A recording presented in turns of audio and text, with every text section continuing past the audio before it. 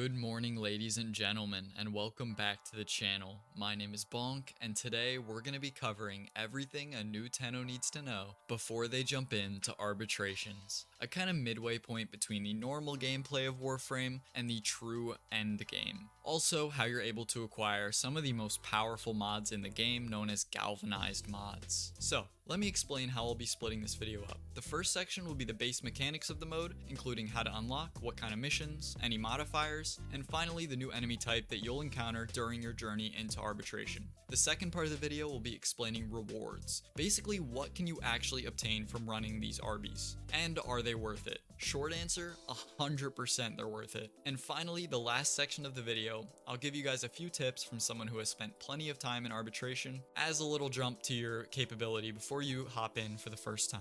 So, mechanics section.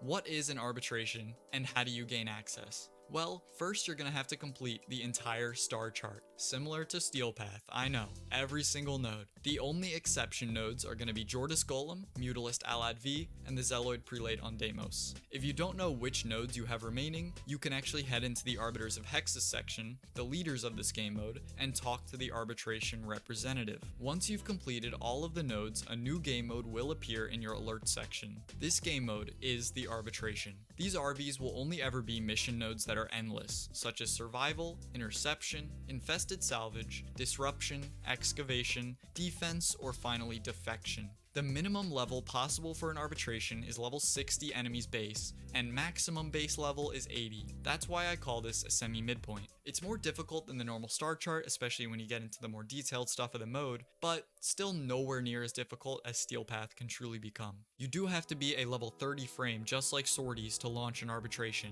This arbitration mission will have a modifier that depends on what type of endless node it was. Excavation nodes will have their time increased from 100 seconds to 180 seconds per excavator, and it will take 2 full excavations for a full round of rewards. Survival life support capsules are only worth 75%. Interception enemy towers fill at double speed. Defense, there's a Hexus operative instead of a cryopod that will follow around a selected player and cannot be given a weapon. This dude will also just die and not enter bleed out if he's defeated. Defection, rescue targets can't be revived. In infested salvage, bubbles have 15 times their normal health. And finally, in disruption, the boom boom dudes are revealed at half range, going from a mark at 30 meters away to only a mark at 15 meters. So, that's the game modes and how they're affected by the arbitration modifiers. There's one more thing to mention while you're still looking at the alert section before we jump into the actual gameplay stuff. Every arbitration will roll with a random frame granted plus 300% ability strength and a bonus of 500 health. It will also roll with 3 weapons that are given a 300% damage bonus. This randomized buff will rotate every RB.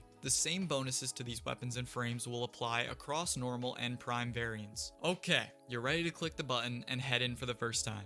What difficulty should you expect to encounter when you actually get in? Well, my first thing to tell you is don't die. Death in arbitration is instant. There are no bleed out phases. If you are downed, you are dead.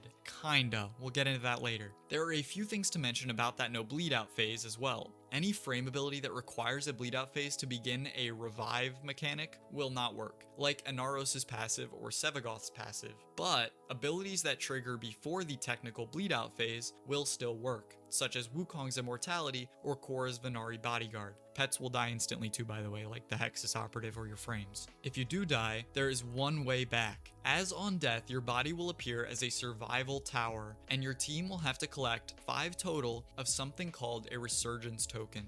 Once 5 tokens are collected across your whole team, or just 5 yourself, you can head over to that downed player's survival thing and stand near the downed person's pillar. They will be brought back. But remember, if your teammate has some of those 5 tokens, they'll have to stand near the pillar with you. How do you actually get these tokens? Well, it's time to talk about the biggest thing that you need to know about arbitrations: the arbitration shield drone. These are small little drone dudes that will spawn amongst the enemies and float around, connecting to them through an energy line or tether. This tether grants any enemies connected 100% Warframe ability immunity, as well as granting that buff to the drone itself. This immunity still applies to exalted weapons as well. These drones must be your top kill priority, and with no weak spots you can't bypass their shield gate and one-shot them. But still, you need to shoot till you know they're dead. And how will you know? Well, you definitely will, because when they're killed, they deal 3000 blast damage in an explosion to any enemies in its radius, including damaging any other shield drones in that radius. Only 5 drones can be on the field at any given time.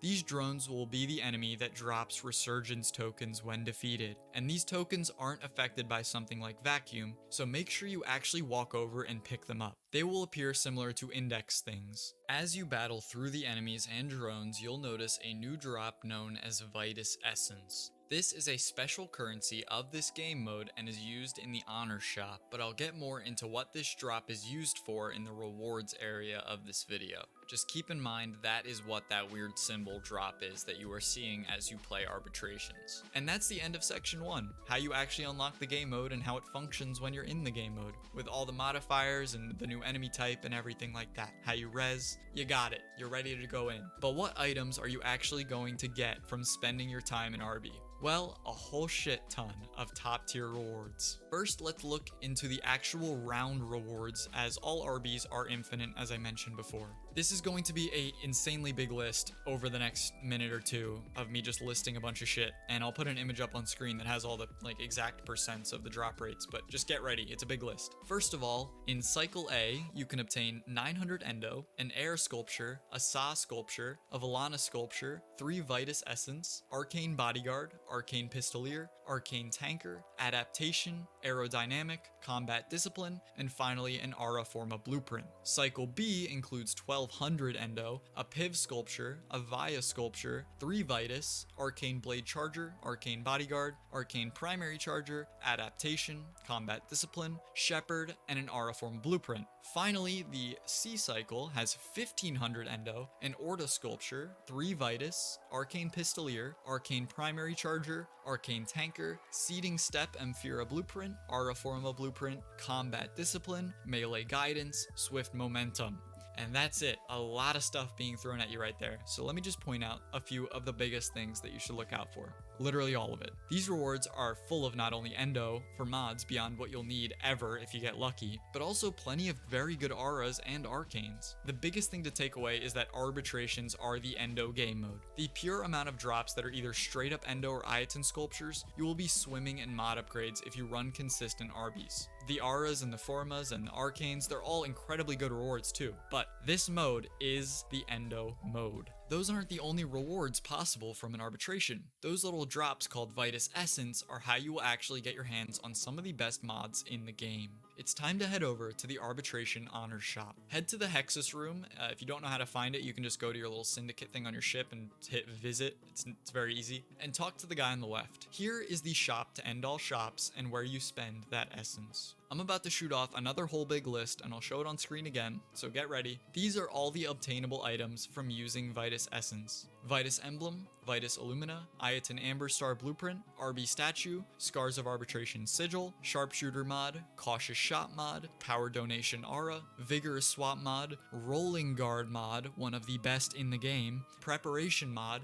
Aerial Ace Mod, Mending Shot Mod, Energizing Shot Mod, the Big Boy mods, the reason everyone should grind Arby, the galvanized ones. Galvanized Acceleration, Aptitude, Chamber, Crosshairs, Diffusion, Hell, Savvy, Scope, and Shot. All insane, get them all now. And finally, the last set of things are mostly cosmetic besides Kuva, Grendel, and Ariven. We have the Ambrix Telos skin, Atamos Telos skin, Atarax Telos skin, Bleeding Body Amphira, Blazing Step Amphira, Judicial Coils, Judicial Oculus, Iton Zambuca Statue, 10,000 Kuva, Arc Gun Riven Mod, Vitus Decoration, and finally the Grendel Mission Locators. But I would stay away from those for now. They are incredibly difficult missions, so if you're still kind of getting acquainted with harder difficulty in this game, try to stay away from the Grendel missions. They will not be fun for you. And that is all the possible rewards. Basically, if you want my recommendation, get rolling Rolling Guard, get all the galvanized mods, and you are good. Like, you don't have to play Arby's after that if you don't want to. Those are all of the best rewards that you can possibly obtain from that shop, in my opinion. But if you want something else there, just go for it. I mean, I'm not going to stop you. I just think those are the best possible options as your first purchases. So, you know what rewards you can get. How about a few tips to give you a little boost heading in?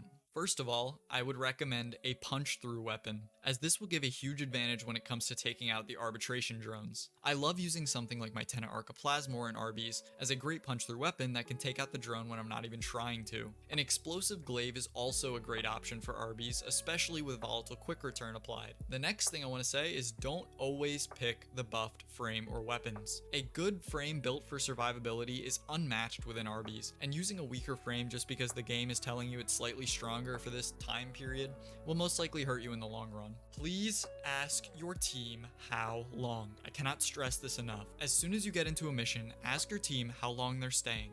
Being stuck late game by yourself is going to be hell, and you will lose so many important items if you're defeated, and you will be pissed. I know sometimes it can be really annoying to go with people when they want to leave early and you want to stay long, or vice versa, but trust me, you want to be a team player, especially in this game mode. I would also keep an eye on teammates and what they're doing when one of your teammates is dead. A lot of people don't seem very aware of how these resurgence tokens work, and I find myself having to just let people know every now and then how to actually revive a teammate. So if you notice a teammate ignoring the tokens or not using the ones they have to stand next to the person when somebody's down, just ask in chat if they know how to res. Don't be toxic, be nice. Because if you are toxic, there's no way you're coming back if you go down, I can guarantee that. Have a support. If you don't have some sort of support, you're gonna lose, especially in defenses, where the little AI dude is a weak idiot. So, bring a healer of some kind.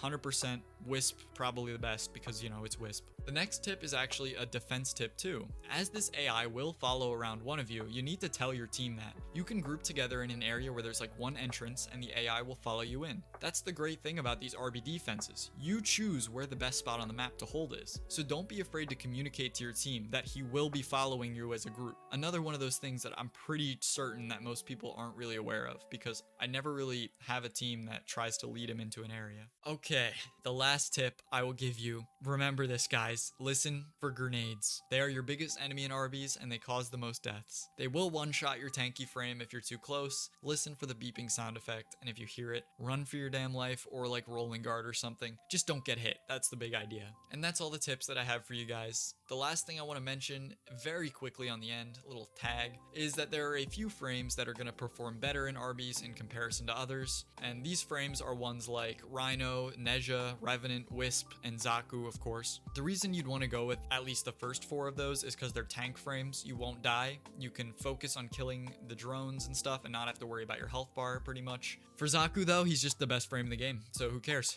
Everyone should always play Xaku all the time. No one should ever not play Xaku. That's just, you know, it's a fact. Just a fact. Anyway, I've been llBonkll, and this has been the complete guide to arbitrations in Warframe. I hope you all enjoyed as always. Leaving a like and a sub would be beyond appreciated and would go a long way in helping get this video out. Maybe even a sub too, if you like my content and want to see more. If you want to come chat with me and the others in the community, I have a Discord called Aviator Legion that will be linked down below. We have areas for everything you could possibly need. We got mod sharing, chatting, fashion frame, captura, giveaways, an area for new players to ask questions, and even a chat to let me know your in-game name so you can come over to my PC clan, if you want. Again, thanks for watching. Play Xaku 24/7 or DE will nerf Wisp's ass, and good night.